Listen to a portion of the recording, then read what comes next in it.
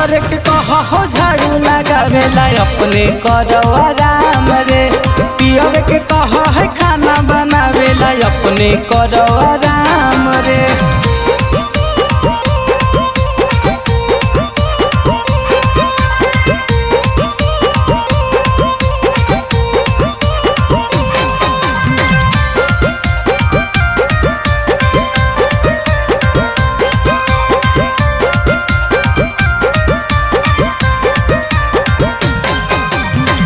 भात खाओ भातारा के बैठ के दुआर पे, रोज बतिया हर भैया नैहर के यार से।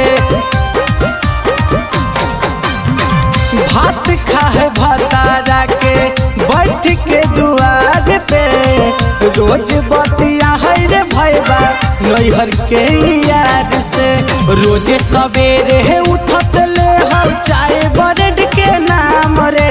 रोज सवेरे उठत ले हम चाय ब्रेड के नाम रे। भतर के कह हो खाना बनावेला अपने करो आराम रे। पियर के कह हो झाड़ू लगावेला अपने करो आराम रे।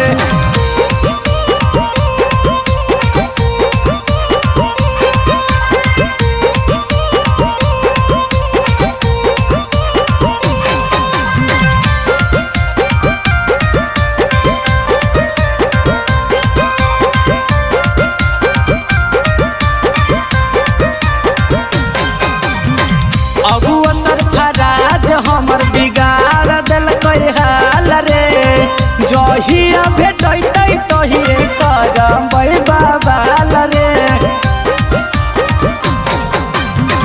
अगुआ सरफराज हमर बिगाड़ देलकै हाल रे। जहिया भेटैतै तहिए करबै बवाल रे। राहुल के जहिया माथा सनकतौ चल जैतौ काशी धाम रे। राहुल के जहिया माथा सनकतौ चल जैतौ काशी धाम रे। भतर के कह हो खाना बनावेला अपने करो आराम रे।